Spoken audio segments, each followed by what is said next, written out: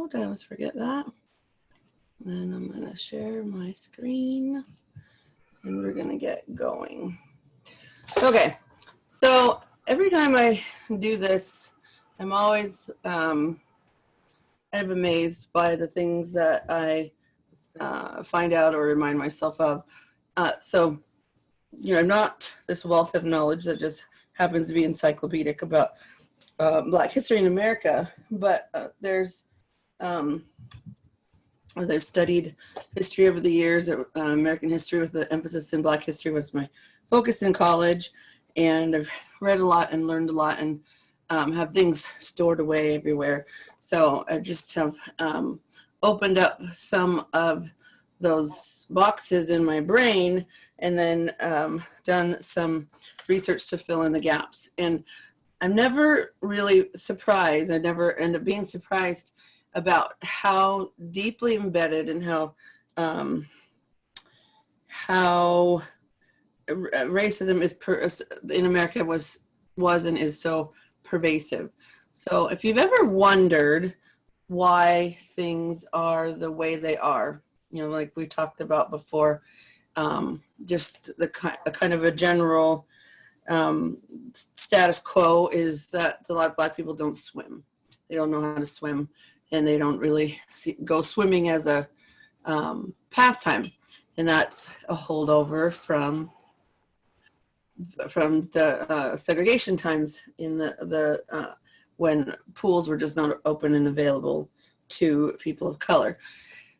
So today we're going to talk about just a couple of areas that segregation and racism were a part of the landscape of our country in the 1930s and the 1950s. And the three things we're going to focus on is employment and housing, and then we're going to look a little bit at activism. So we're all pretty much, I think, pretty much familiar with some of the bigger events of this time period. So maybe you can either turn on your microphone and say them, or you could type them in the chat box. But when you think about the 1930s through the 1950s, what are some of the big historical events that come to mind? Great Depression. Great Depression affected everybody, was a huge part of the American experience. Absolutely. What else? World War II. Of course, yeah. So you can't think of this time period without thinking of the war, the World War II, which is, well, it was on the heels of World War I, which they said was the Great War, ended all wars, but they spoke too soon. Amy, does anything come to mind for you? I was going to say the Great Depression as well. Yeah. So, and then you can also think of presidents during this time period. So we ended the 1920s into the 30s with a president named Calvin Coolidge. You've never heard of him. His nickname was Silent Cal, and he was known for being no fun to sit around and talk to. People would do anything they could to get out of a dinner appointment with the Coolidges because he was not fun to talk to, but he was also known as a penny pincher, and he believed in a balanced budget. So Calvin Coolidge, his emphasis as president was balancing the budget, and he was very successful at that. And so I actually really like him as a result of that element, but he was not big on civil rights. It was not something that interested him, not something that played a part of his presidency. He was followed with, does anybody know, just a quiz, does anybody know who was the president between Calvin Coolidge and FDR? I'll give you a hint. He had, they named the homeless shanty towns that people lived in were named Hoovervilles. Yep, after him, Herbert Hoover. And he was not a super successful president in many respects, and one of them was specifically because he did not do a lot for civil rights. In fact, oh, and by the way, before I move on, because I'm going to digress for a moment, especially since Amy's here. I've asked you guys every week to to think about something that we talk about, whether it be a person, a movement, something that was new to you and spoke to you as we've gone through this lesson, and ask you to do a little bit more research on your own to find out more. So Amy, can you tell us a little bit about what you did, who you chose, and what you did from last time? Yeah, give me 1 second. I'm zipping up a diaper. Well, not a diaper, but a onesie. I'll be 1 second. Heads up. Just kidding. Beth, did anybody stick out to you last time? Did you find anything out? I'm still watching your class from last week. I was that's right. You 2 weren't weeks there. ago or whatever. I missed it. Yeah, I'm still watching it, but I did enjoy. So not necessarily something that stuck out, but it just because you talked about the Harlem Renaissance last time. That's that's as far as I've gotten through into talking about it or into watching it. And since I didn't live in Harlem, but I worked in Harlem for a couple of years, and just you can still see. I mean, that's been 90 years since it's been, and I was there 20-ish years ago. So 70 years after the Harlem Renaissance, and that is still just a big deal. And it is still just such a culturally amazing place to be in Harlem. There are still so many remnants of that and the stuff that has influenced for so long, and I feel like that's not always the case in a lot of places in America. Cultural influence changes a lot over the years, but there's still such an amazing history there in place. And there's such power in knowing why the things are the way they are, Mm-hmm. how they came to be. And I just really love them. That's one of the reasons why I love history, because I love, as Paul Harvey says, that's the rest of the story, getting to know how things came to be the way they are. All right, Amy, go ahead. Let's see, you're done. Oh, there you go. There I am. Okay. So one of the things that really stuck out to me when we were talking about the Harlem Renaissance was the art aspect of it. My degree is in photography, so there was a photographer that you talked about, James Van Der Zee, and I had never heard of him, even as a photographer. So I did some research on him, and it was really, really cool to be able to do that. He basically was the first person in his town to have a camera, and ended up taking portraits, which is what I did, of all kinds of different people for basically 40 years in Harlem. And his styles was very much like, let's show the best of people. So he was doing things like straightening people's teeth and, fixing some wrinkles and stuff that I would do now in Photoshop, and it would take me like 2 seconds to do. He was doing in darkroom, which is amazing. And he wanted to show people like the very best that they are. Like, for instance, there was one picture of a new mom and a brand new baby, and the baby was just crying, and you could see it all over them. In the original, you could see all over the mom's face that she was just like, oh, this is a lot. So he changed so she wasn't so tired, and she looked a little bit more peaceful and happy. And then he added like little burn like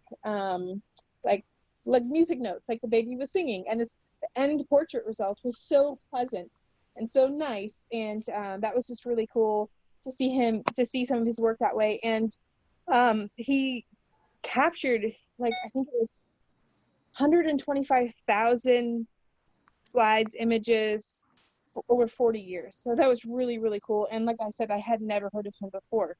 And he's a portrait person, and that's what I did. So I should have heard of him, but I did not. Right. Awesome. So Liz said that she thought she could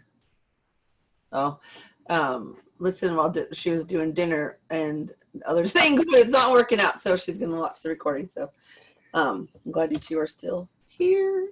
So I'm not talking to nobody. Cool. So I really appreciate you guys doing that. So today we're going to talk about people. We're also going to talk about a lot of like a lot of institutions that were created, good and bad. So just think of something that is interesting to you, and if you feel the need to share it or to study it, that's great. Okay, so we're talking about the president. So then after Hoover, FDR became president, and by default, in many respects, FDR was the Democratic president who helped to sway African Americans to become Democratic voters. They had been voting Republican up until that point en masse, but over, let's see, he was like over 70% of the voters, African American voters, voted for FDR. He was the first president to install a federal judge, a black federal judge. He did some great things. He gets a little bit more credit than he deserves because he was very much a politician, and there was not necessarily a lot of change of heart there. But we can point a lot more to Eleanor and her legitimate friendships and desire to work with African Americans to make changes, and so we'll talk about that a little bit more. But that gives you some of the background, sets the tone. Oh, and then after FDR, you guys remember who was president after FDR? Truman. Harry Truman, one of my favoriteest presidents. If you ever go, I went to Missouri a couple of years ago and I learned all about him. I think Harry's great, and so we'll talk about some of the things. I won't give you any spoilers, but we'll talk about some of the things that he did. Okay, so let's get into it here. In the 1930s, we had the Great Depression. It lasted from approximately 1929 to 1939. During that time period, we talk a lot about how, if the general statistic about the Great Depression was that unemployment was at 25% as a whole, which it was. But if you break that down and you look at African Americans, unemployment among African Americans was anywhere from 50 to 70%. So what that means, of course, is that jobs were scarce, and it didn't help to be black and unemployed for many reasons. Let's see if I have it in the other slide here. There was this thing saying last hired, first fired. And there was a lot of demand in general that whites be hired over blacks.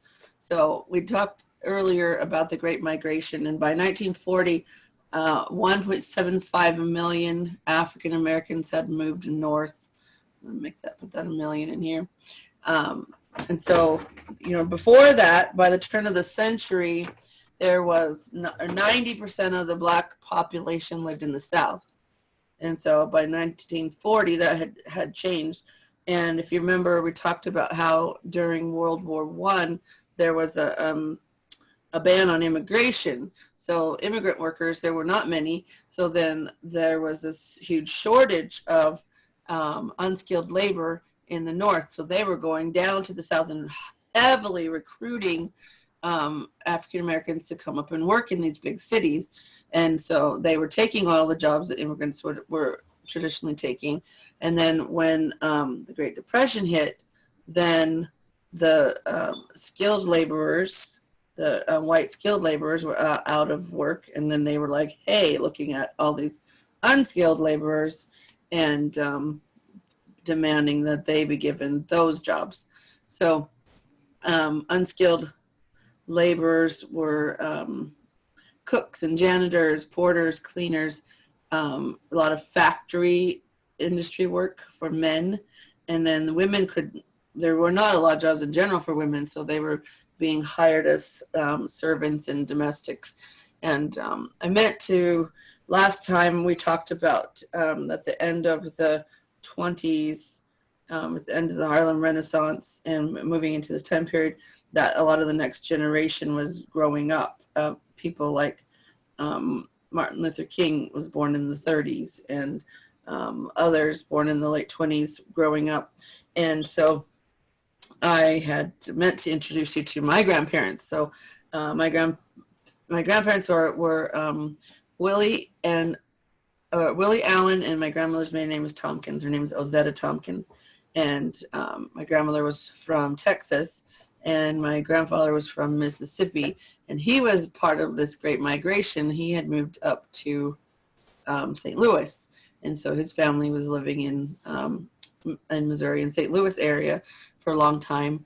And my grandmother, one of her first jobs was as a domestic, and she would tell these stories about having to cook full Thanksgiving dinners and like never having done that before, and like so just the ins and outs of working as a domestic. If you've seen movies like The Help, that is a movie meant to portray what it was like to be a servant in a white home, and that was a very real part of life.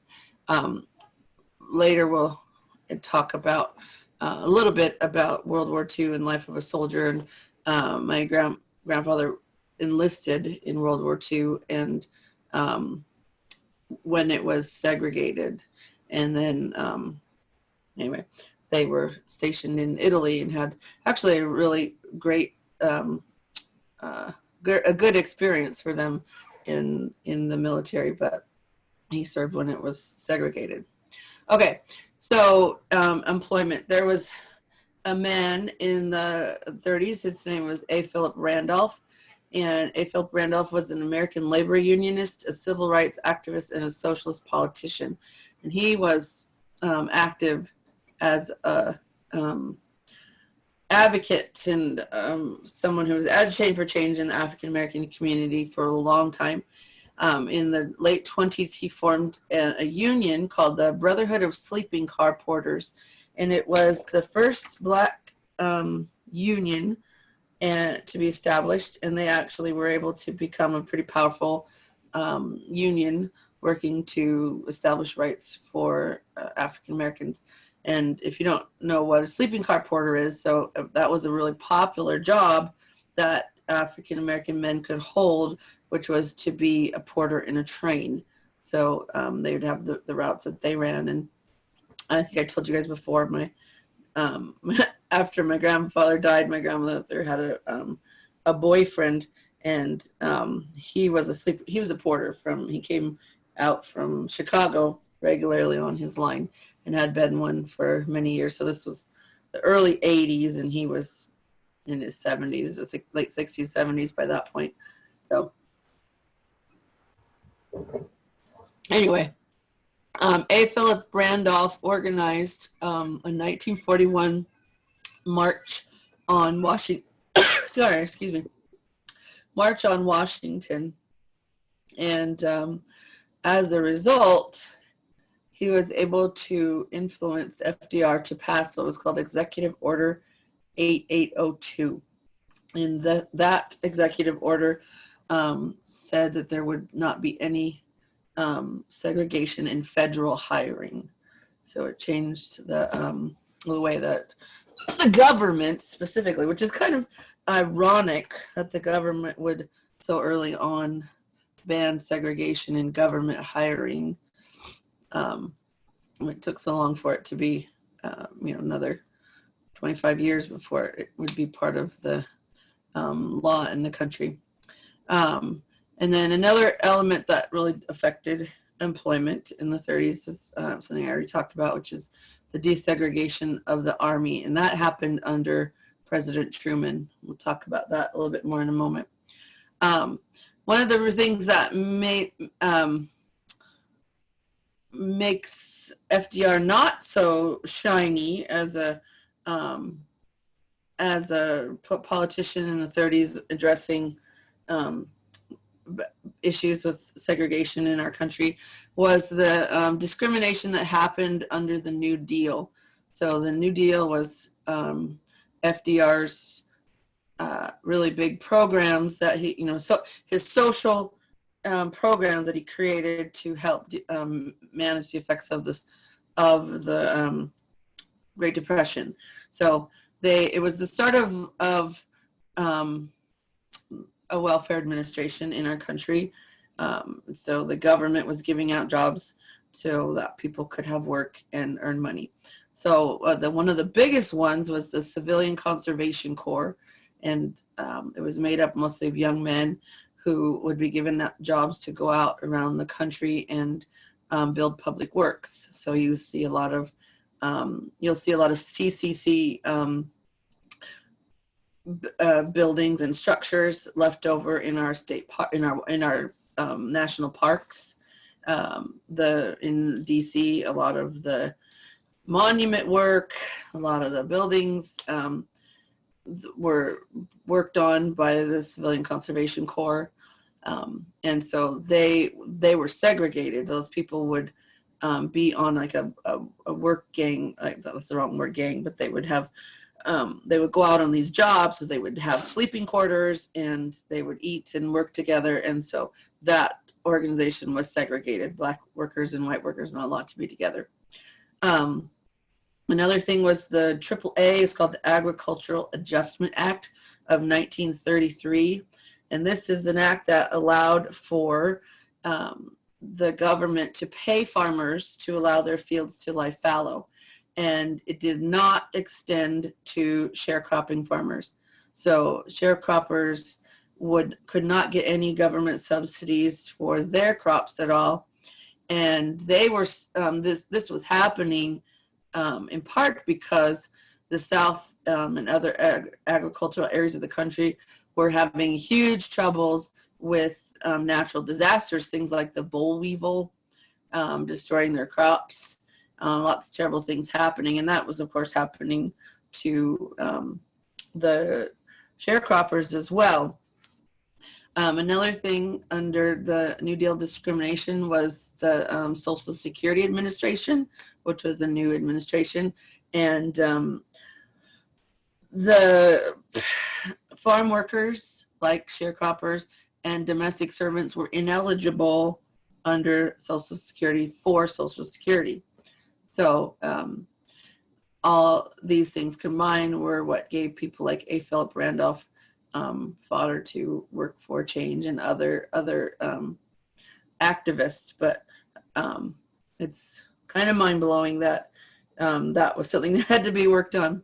So one of the things that real quick, did they had to continue to put into it, but they couldn't take out of it? Is that what you're saying?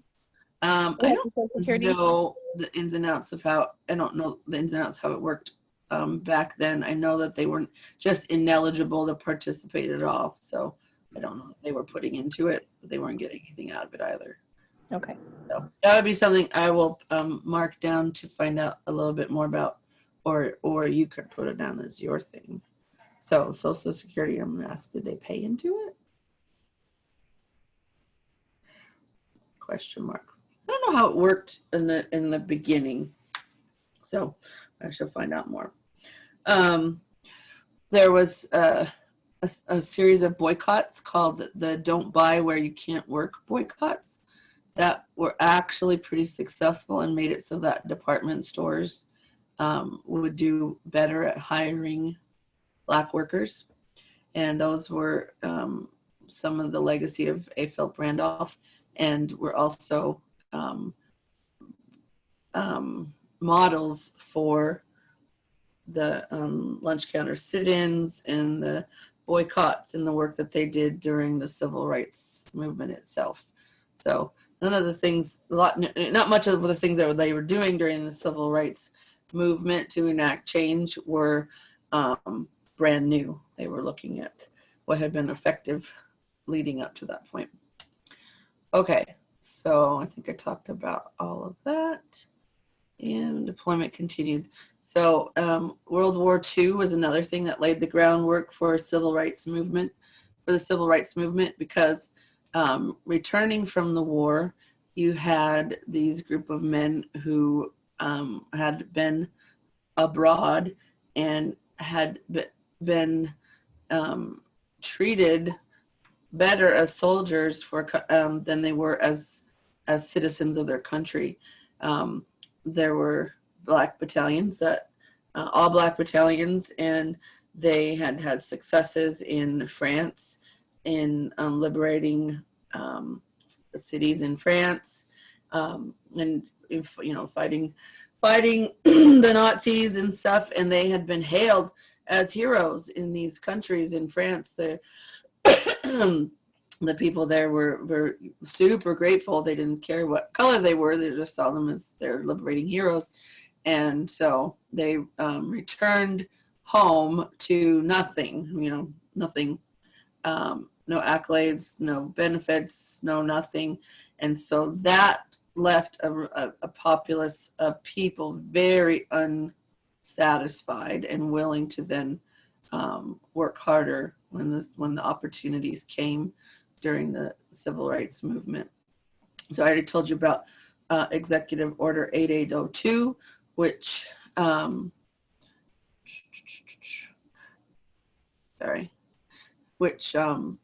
eliminated segregation in federal hiring. And then on July 26, 1948, President Truman issued Executive Order 9981, which made it racism or segregation in the armed forces illegal. And I put some articles down here in the notes, and this one is a Washington Post article about Truman, and I really appreciated it just because I kind of told you that you see FDR, who was very political in the way that he would address the African American situation. And this article about Truman talks about how he went from being a racist to desegregating the military. And, they showed things that he'd written as a younger person, and he was definitely, he walked the walk and talked the talk of the time. He did not speak kindly about African Americans, and he did not have feelings of them being equals. But as Truman really agonized a lot. He was the president who, FDR died, and he'd only been in office, I learned this, but I forget, but it was something like 90 days or something before FDR died. He'd been his vice president, and Roosevelt wasn't interested in having a vice president even, so they forced one on him. And so he didn't ever want to talk to him. And they were in the middle of the end of the war, and they were negotiating whether or not they were going to have a land assault, a surge into Japan, and try to fight this land war and escalate the war that way to end it, or whether or not they were going to drop the bomb on them. And so Truman what had all that just dumped on his plate, and he wasn't privy to any of the conversations that he had. He'd not been a part of that. In fact, they said when he found out that Roosevelt had died, Eleanor saw him in the White House somewhere, and she just said, "I'm sorry for you," and went on her way. And so then he almost immediately had to go in and make this decision of whether or not they were going to have this surge into Japan, or whether or not they were going to drop the bomb. And then we know he dropped the bomb. So he had really strong feelings, clearly about the war and about the soldiers. And so one of the things that changed his mind and helped him to go from being a racist to desegregating the military is he started hearing stories of soldiers coming home and being lynched in their cities, and that really affected him. He talked a lot about a story about a soldier that he'd heard who had been attacked and blinded, and he couldn't get over that. He just couldn't believe that would happen, and to a soldier. And so those were some of the things that helped him to, and not just to be, to be a non-racist in talk, but he put action to it. And so one of the things he did was desegregated the military. So this is a really great article. I suggest you read it. This is the Washington Post one. So any comments, or can you guys can see my PowerPoint, right? All I've been seeing is the redlining slide.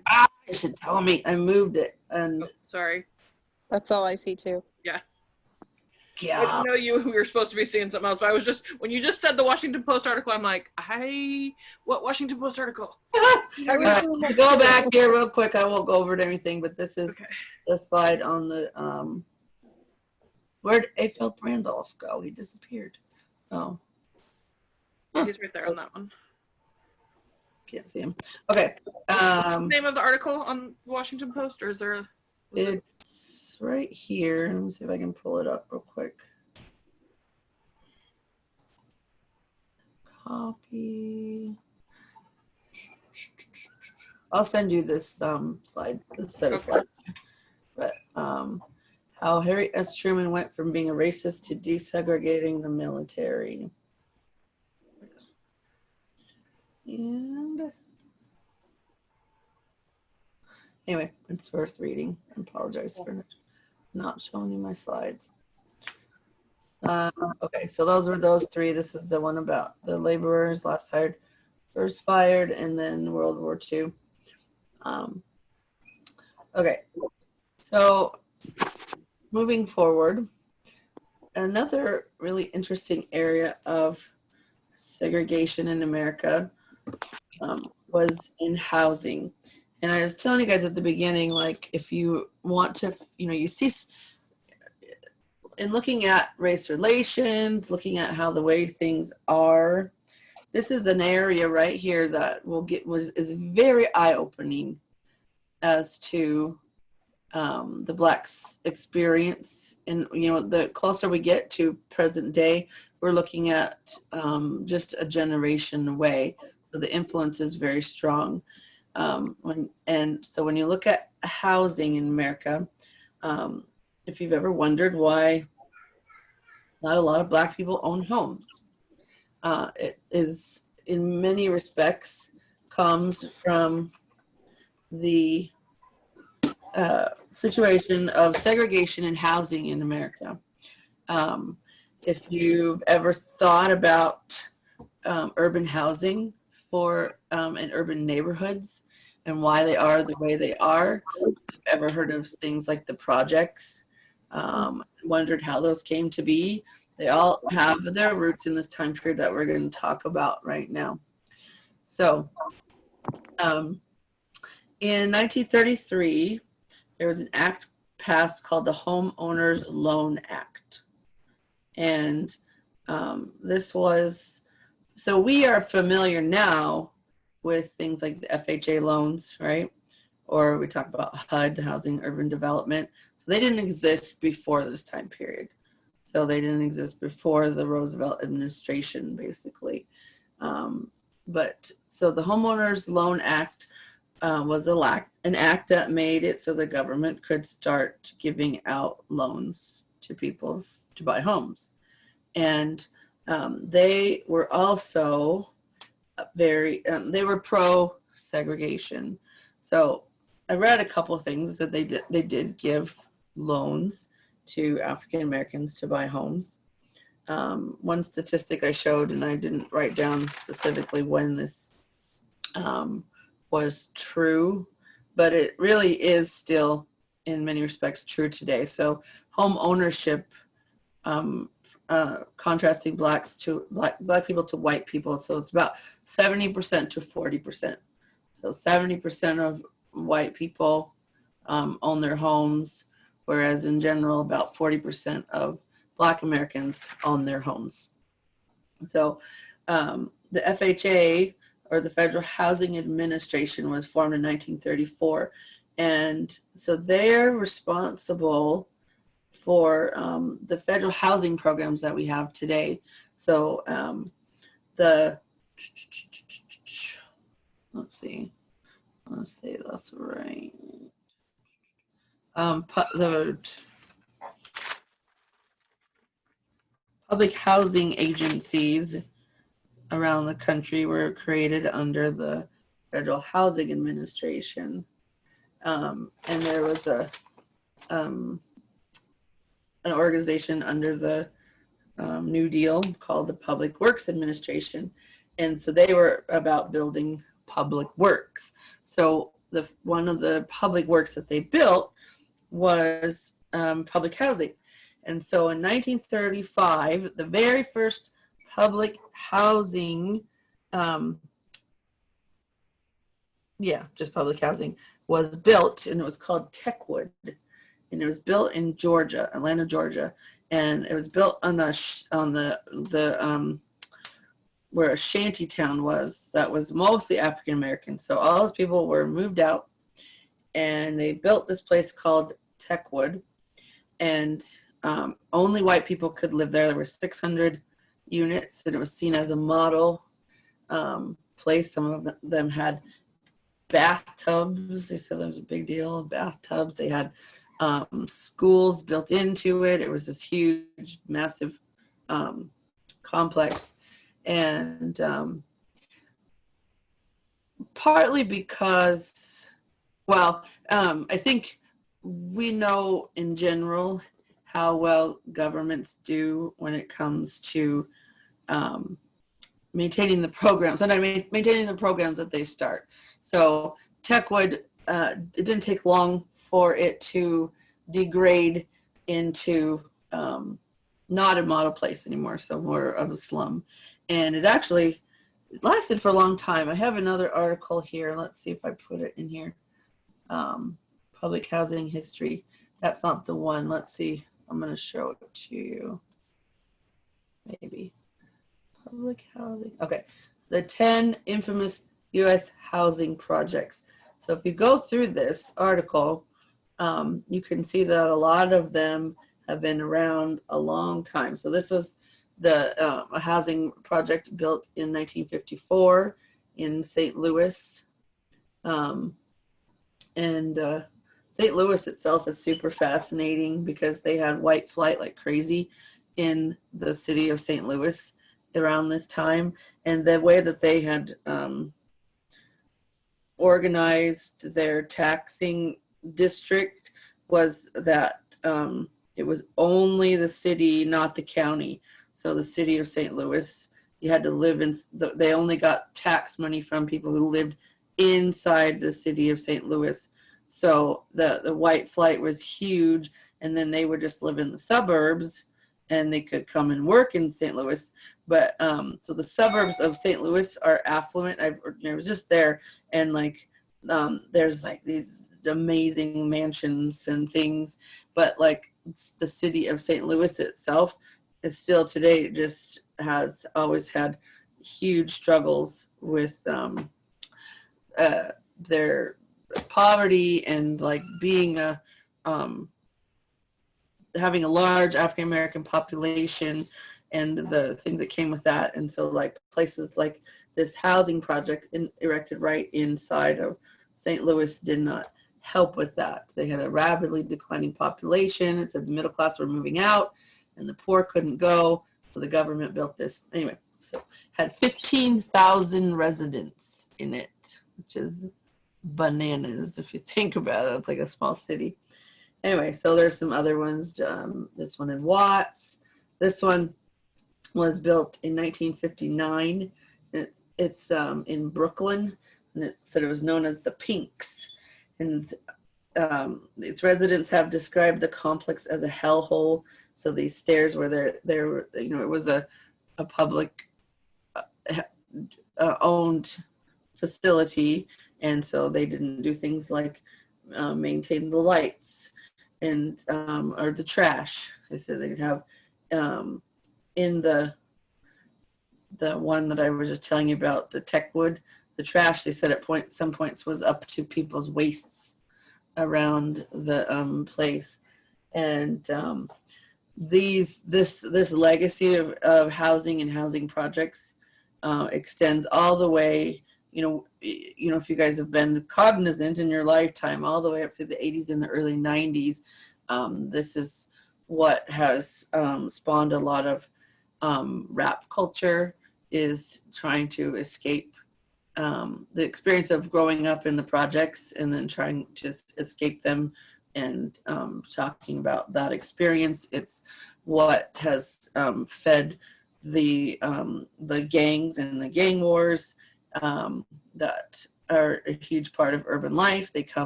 A lot of it comes from this experience of growing up in these projects. And let's see.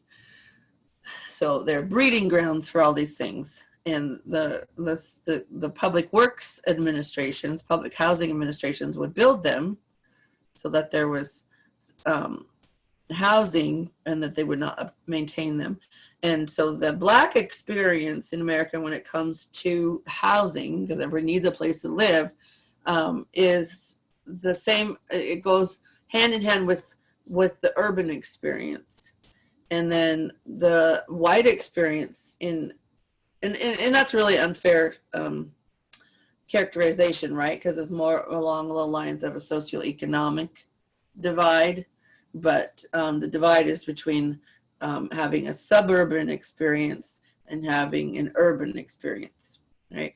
And then you have people that have the opportunity or the ability to make the choice whether or not they want to live urban or they want to live suburban. We call that gentrification, right? You get to come in, you have enough money, you buy a nice house on the hilltop here, and you fix it up and you're doing great. So that's a good thing. But that wasn't the option for a lot of people. I wanted to go up here to Techwood. So I'm just gonna, it's not very long, it's just 2 paragraphs, so I'm gonna go ahead and read this to you. It said, Techwood Homes, built in 1936, was the nation's oldest housing project, located across the street from the Georgia Institute of Technology, on one of Georgia's most prestigious universities. The inequality between the two was glaringly obvious. According to Georgia Tech, which is a hub for some of the nation's best and brightest, Techwood was a highly underserved community with many residents making less than $5,000 annually. So it was built initially for white people, and then when they would get more opportunities, it was segregated, and then later it became not segregated, but was just transferred over to being Black housing, right? People were living in overcrowded, dilapidated buildings like animals, abundant graffiti that covered the facade of the apartments. Trash was piled waist high in some places, and drugs and gang violence were rampant. For years, the so-called Miami Boys, a drug-dealing street gang from South Florida that set up shop in Atlanta to push weapons and crack cocaine, plagued the project. They loitered on street corners, visibly brandishing automatic weapons and paralyzing the community with fear. In 1988, to prove their dominance over their drug competitors, they kidnapped a 22-year-old man from Techwood, shot him in the head several times, and dumped his body.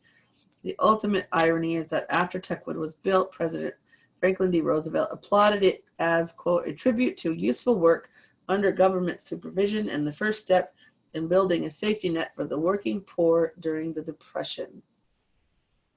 So it's not what happened.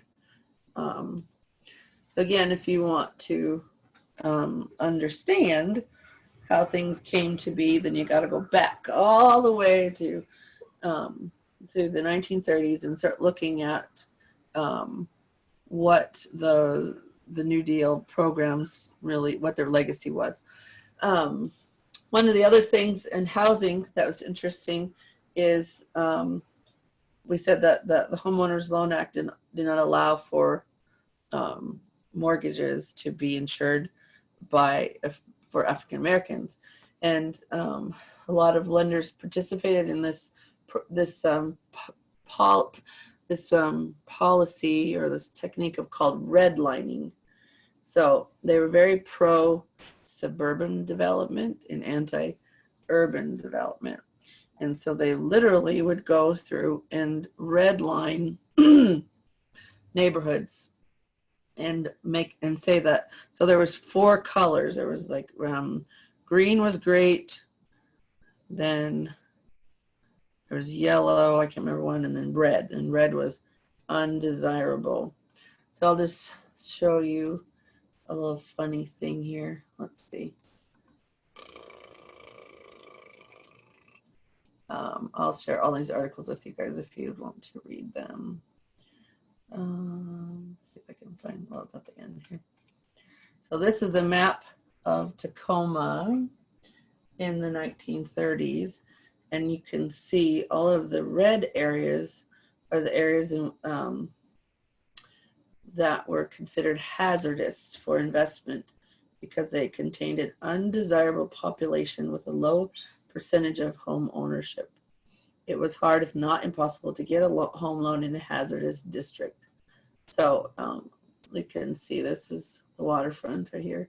So this would be the Hilltop area. This is the east side over here.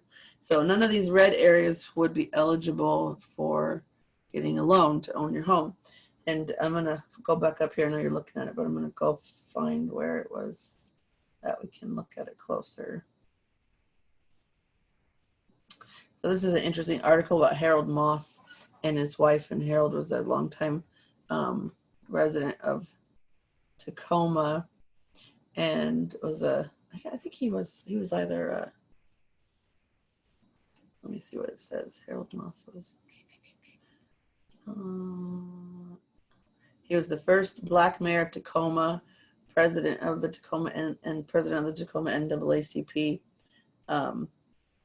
This is his story of him and his wife in the 1950s trying to buy a house. And he said he was looking at a house in South Tacoma, and so they had to learn all these tactics to try to even get an agent to show them a house. And so they would arrive early and then kind of try to block them in and make them show them the house. And they went to early to this house in South Tacoma to kind of talk to the neighbors and see if they could get them on their side. And one neighbor wouldn't talk to them, and then another neighbor let them in. They said it's almost as soon as they got in the house, the front door and the back door just opened, and all these neighbors came in. All the white neighbors came in and were like yelling at them and telling them that they couldn't live there, that they were going to ruin their home values, and that they just needed to get out. And they talked about how this was such a horrible experience for them, and it just made me wonder. I never talked to my grandparents about their experience. They owned a home in northwest, or in the west side, just off of Jackson, over where kind of where you could see the Narrows Bridge. My grandmother was a successful interior designer. She went to school and graduated in that, and my grandpa worked at Boeing, and so they were able to buy themselves a nice home. And I remember, because I went to that house many times, that none of their neighbors were black. They were the only black people in the neighborhood. So I'm curious what their experience was like. So I just want to click on a couple of these. So the grade is A is best, green. B is still desirable. C is definitely declining, and then D is hazardous. So they said 16% of Tacoma was hazardous. And then if you click on these, let's see, I want to find one that, no, that's not the one. Let's see. So like this one is interesting. It said, because it's kind of orange, and it says here in the clarifying remarks, this might be classed as a low yellow area were it not for the presence of the number of Negroes and low-class foreign families who reside in the area. So, and then, let's see, this one right here. These little guys said it. This is recognized as a Negro district, and 30% of the area's population are all that race. In addition to this, the improvements, okay, blah, blah. So anyways, they had it like over here. There are several Negro families, 3 known, who own property and live in this area. This constitutes a sufficient hazard to justify a 4th grade rating. Sorry, it's not funny, but it's mind-blowing. Back to the demographics list for a second, where it had like the percentages of the, I think it was like the first part of this. On the map? Yeah, it was on that map page. It was like the first piece that, and it showed right. the breakdown of the demographics there for. Yeah, let me see. 'Cause, Area by grade. percent of the whole population of Tacoma, 0.6% was African American. And it's interesting how they've broken it down as native born white and foreign born white. Right. So I mean, 0.6. Dang, that's, I mean, holy cow, that's 60 people. Is that no? Like, yeah, that's ridiculous. I'm wondering if this is all supposed to be yellow. I guess it is, huh? But yeah, I mean, like 63% is definitely declining because they have foreign-born folks, and wow. Let's see what it says about the declining. See if there be. The description of this area is the same, blah, blah, blah. There's, however, a distinct threat of Negroes and native-born Italians. That's just so stupid. Yeah. Oh, I'm so. Yeah, so there's, I mean, just in the whole city of Tacoma, there were 654 African Americans approximately living there. Like this huge threat. Yes.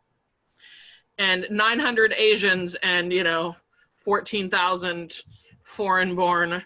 Oh my gosh, and 63% of the city was declining because of that.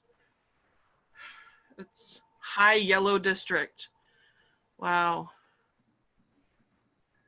Huh. So, I mean, there was a lot of reasons. Interesting that they have foreign-born family. Go back to that one for a second, if you can. Foreign-born families, 60%. Second-generation Scandinavian predominating. So that was a... It's low yellow. We got some Scandinavians there. But holy cow. It's mind-blowing. It's really mind-blowing.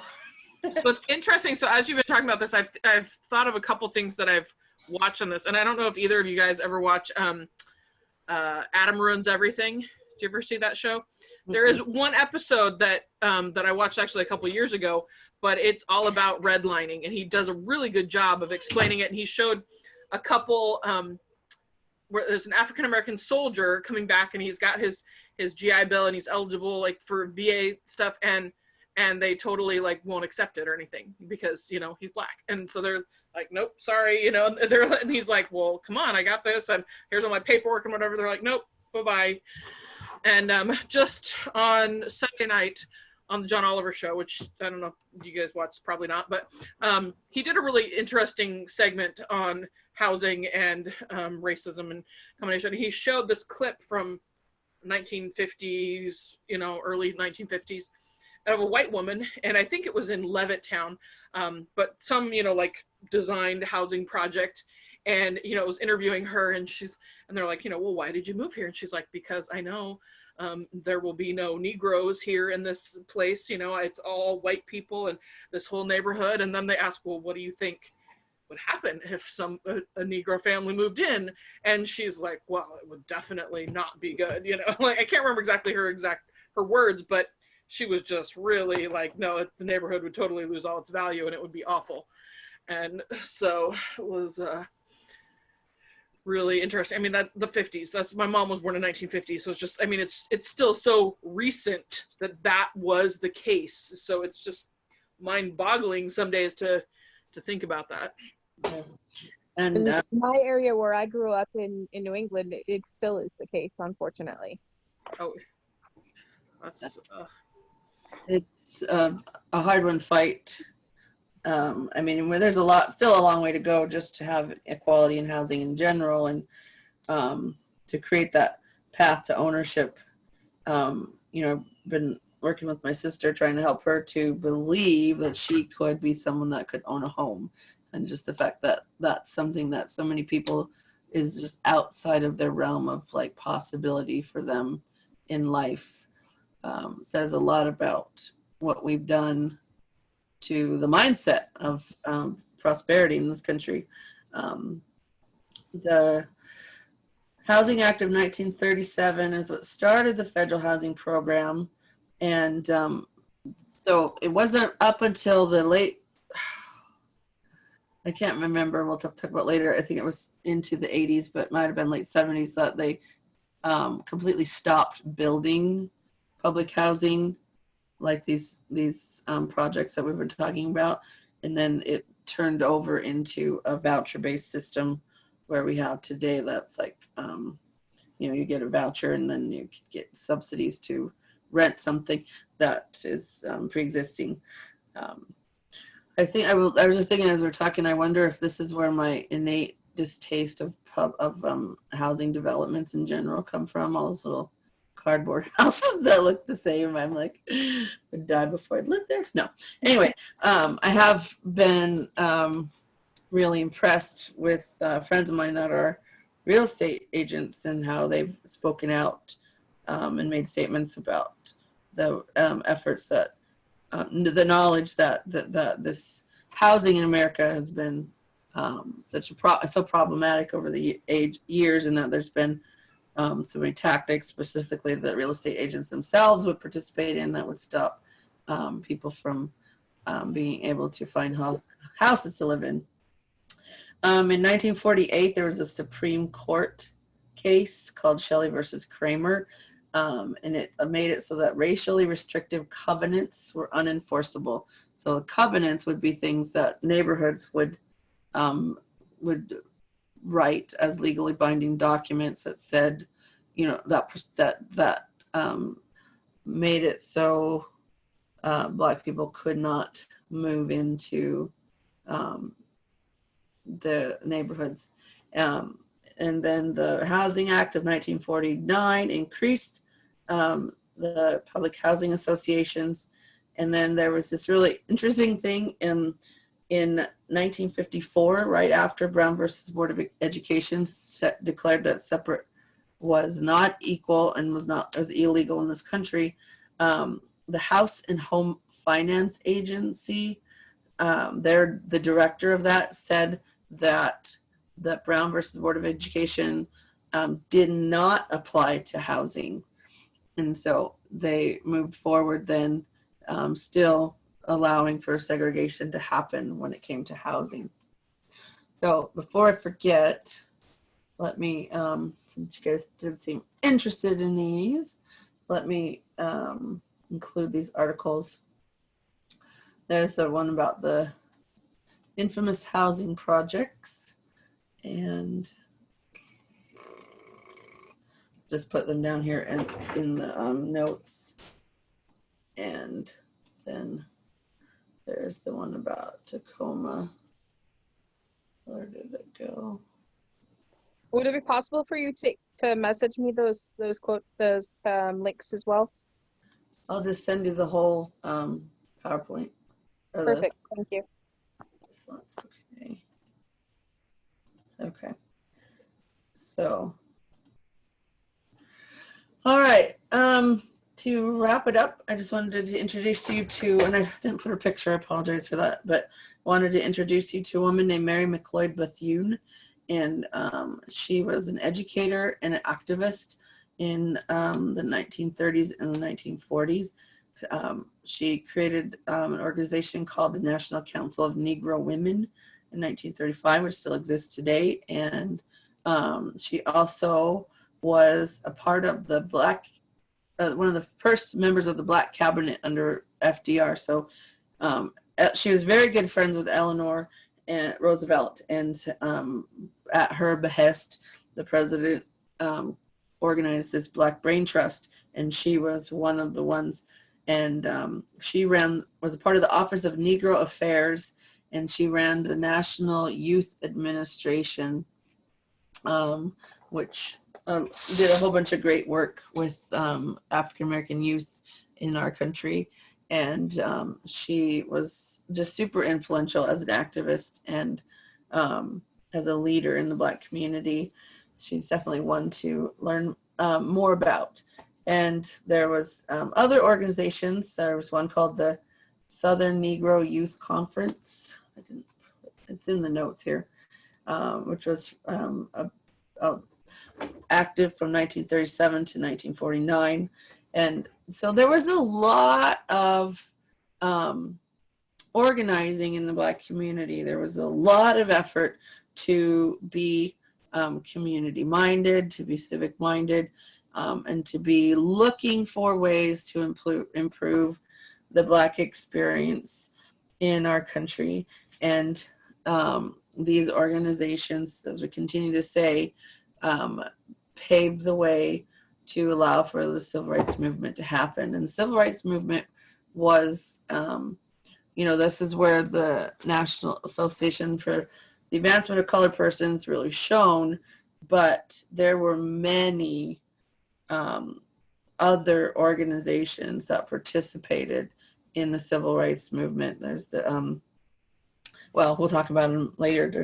They loved acronyms, all these organizations with acronyms. And so there was lots and lots that you could join and be part of the movement. So it's 8:05, so we'll stop right there.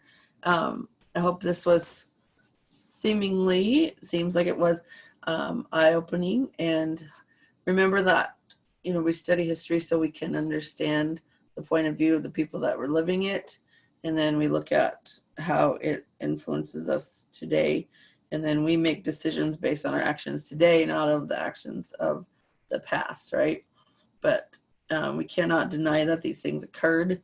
We cannot say that segregation did not, and racism didn't have its tentacles, right? Its roots in every aspect of life. It was pervasive and terrible. And, my personal belief is that it was a tool of the adversary, and he used it well. So that's part of the thing that we're doing right now, is unraveling and looking for those tentacles. We're looking for the roots that, it's those trees that have the roots that are cracking the sidewalks. And while we don't like the idea of having to chop down a giant tree to stop what it's doing to the roads and sidewalks, if we don't, we know it eventually gets to the foundations and ruin, and it's destructive. So if we can understand it, then we can root it out. So that's my thoughts for today. I hope that was inspiring to you guys. You got any thoughts or anything you want to share before we go? Have you two watched the show, the documentary 13th on Netflix? I haven't seen it yet. I don't know. I'm not. You probably have heard most of it. What? What did